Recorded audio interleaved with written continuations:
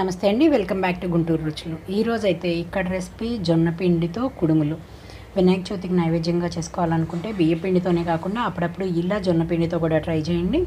చాలా హెల్దీ కూడా జొన్న పిండి మనకి. నేనైతే ఇక్కడ షాప్లో తీసుకున్న జొన్న పిండిని మాత్రమే తీసుకున్నాను. మీరు కావాలనుకుంటే జొన్నల్ని మిల్లు పట్టించుకోవచ్చు. మరి రెసిపీ చాలా ఈజీ, మన బియ్య పిండితో చేసుకున్నట్లుగానే.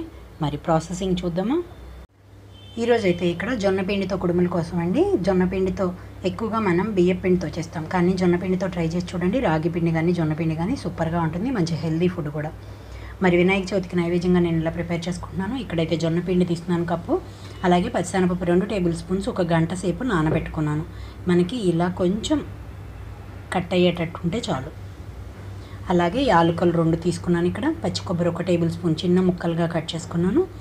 దీంట్లోకి నెయ్యి, అలాగే బెల్లం తీసుకున్నాను. బెల్లం వచ్చేసి నేను ఇక్కడ 1/2 కప్ వరకు తీసుకున్నానండి. బెల్లం కొంచెం కరిగించి పెట్టుకున్నాను. ముందుగా అయితే నేను పచ్చిశనగపప్పు కొంచెం సేపు ఉడికించుకుంటున్నాను. ఇందులోనే ఇంకొక కప్ వరకు వాటర్ వేసేస్తున్నాను.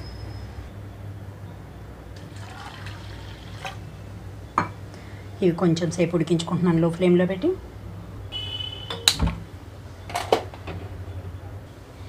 ఇవి ఉడికేటప్పుడే ఇందులోనే యాలకులు కూడా వేసేస్తున్నాను. కొంచెంగా నలగొట్టి వేస్తున్నానండి యాలకులు. ఇక్కడ యాలకులు కొద్దిగా నలగొట్టి వేసుకుంటున్నాను.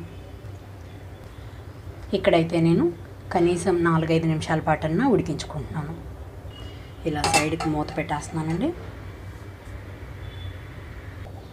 మూత తీస్తున్నాను. ఇక్కడ కొంచెం పచ్చిశనగపప్పు అయితే ఉడికినట్లుగా తెలుస్తుంది.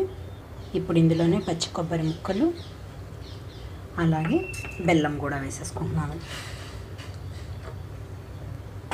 ఇక్కడ మీడియం ఫ్లేమ్లో ఉంచి బెల్లం కొంచెం లైట్గా తీగ పాకంలాగా వచ్చేలాగా ఉంచుతున్నాను.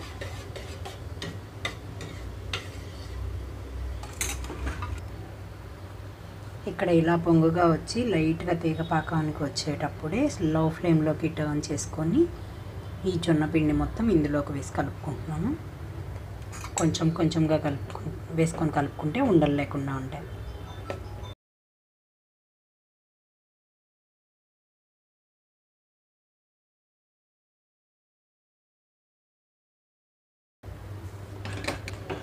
నాకైతే కరెక్ట్గా నేను వేసిన వాటర్ క్వాంటిటీ సరిపోయింది.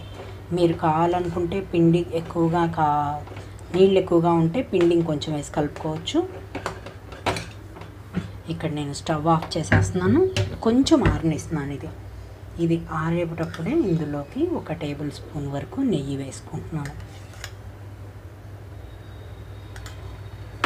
మూత పెట్టేస్తున్నానండి. ఇక్కడ 2-3 నిమిషాల పాటు ఇలా వదిలేస్తున్నాను. మనం చేత్తో పట్టుకునేంత వరకు వేడి తగ్గిపోవాలి.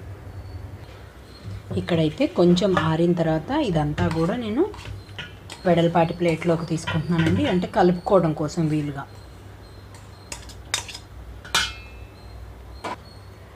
ఆరిపోయిన తర్వాత ఇందులోకి ఇంకొక స్పూన్ వరకు నెయ్యి కూడా వేసేస్తున్నాను. చెయ్యి కొంచెం తడుపుకొని పిండి అంతా కూడా ముద్దలాగా కలుపుకుంటున్నాను. మనకి పిండి చక్కగా ఇలా రావాలి ముద్దగా. మూత పెట్టాం కాబట్టి పొడి పిండి ఉన్నా కూడా చక్కగా ఆవిరికి మనకి మెత్తబడిపోతుంది కాబట్టి పిండి చక్కగా కలిసిపోతుందండి. చూసారు కదా, ఇక్కడ నాకు ముద్దగా వచ్చిన దానికి కొంచెం నేను కావాల్సినంత సైజులో కుడుముల కోసం పిండి తీసుకుంటున్నాను. రౌండ్గా చేసి పెట్టుకుంటున్నాను. ఇక్కడ నేను చెయ్యి కొంచెం నెయ్యి రాసుకుంటున్నాను.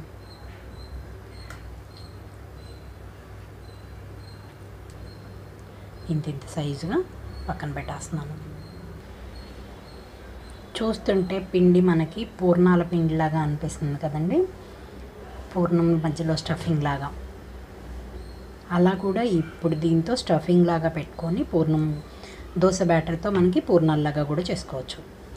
ఎందుకంటే మనకి ఇక్కడ జొన్న పిండి చక్కగా ఉడికింది కాబట్టి. ఇక్కడైతే నేను కొన్ని ఉండలు మాత్రం కుడుములకి పెట్టేసుకొని కొంచెంగా ఉండ్రాళ్ళు చేసుకుంటున్నాను. ఇలా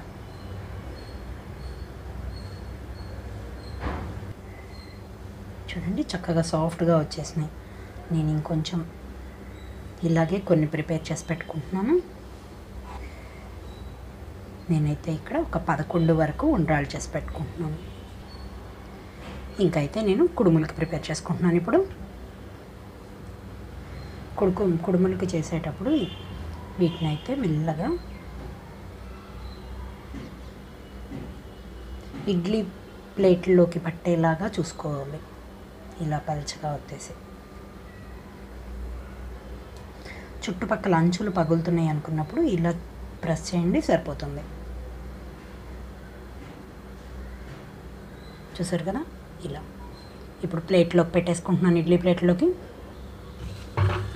ఇక్కడ నేను కింద స్టాండ్కున్న ఇడ్లీ ప్లేట్లో అయితే పెట్టట్లేదండి, సెకండ్ ప్లేట్లో నుంచి స్టార్ట్ చేస్తున్నాను. ఇందులోకి కొంచెం ప్రతి ప్లేట్లోనూ నెయ్యి అప్లై చేస్తున్నాను.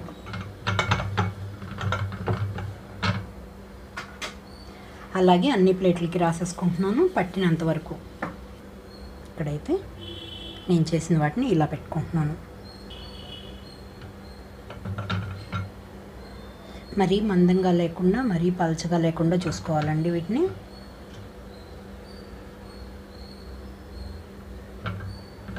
ఇలా పెట్టుకున్న తర్వాత రెండో ప్లేట్ పెట్టేస్తున్నాను. ఇక్కడ కొన్ని అయితే నేను ఇలా ముద్దలాగా తీసుకున్నాను కదా, ఇలా గట్టిగా ప్రెస్ చేసి పెడుతున్నాను. ఇలా చేస్తున్నాను. ఇలా చేసినా కూడా చక్కగా ఉడికిపోతాయి. ఇలా ఉంచేస్తున్నాను. వీటిల్లోనే ఒక సైడ్కి ఇలా ఉండ్రాలు కూడా పెట్టేసుకుంటున్నాను. ఇప్పుడు వీటిని ఆవిరి మీద ఉడికిచ్చేస్తున్నాను. ఇక్కడైతే ఇడ్లీ వేసే గిన్నెలో ఒక 2 గ్లాసుల వరకు వాటర్ వేసేసుకున్నాను. కొంచెం మరగనిస్తున్నాను వాటర్. ఇక్కడైతే నేను ప్లేట్లన్నీ కూడా ఇందులోకి పెట్టేసేస్తున్నాను. మూత పెట్టేసి మీడియం ఫ్లేమ్లో ఆవిరి మీద 10 నుంచి 15 నిమిషాలు ఉంచుతున్నాను. ఇక్కడైతే 15 నిమిషాల తర్వాత నేను స్టవ్ ఆఫ్ చేసేసుకుంటున్నాను. స్టవ్ ఆఫ్ చేసిన తర్వాత కూడా ఇంకొక 5 నిమిషాల పాటు మూత తీయకుండా ఇలాగే ఉంచుతున్నాను. ఇక్కడైతే నేను మూత తీసి మొత్తం స్టాండ్ మొత్తం పక్కన పెట్టుకున్నాను.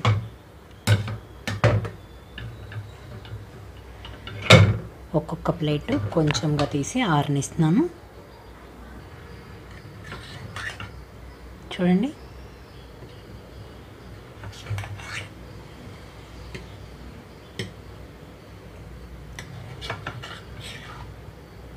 ఎప్పుడు బియ్యపిండితో కాకుండా అప్పుడప్పుడు ఇలా ట్రై చేయండి.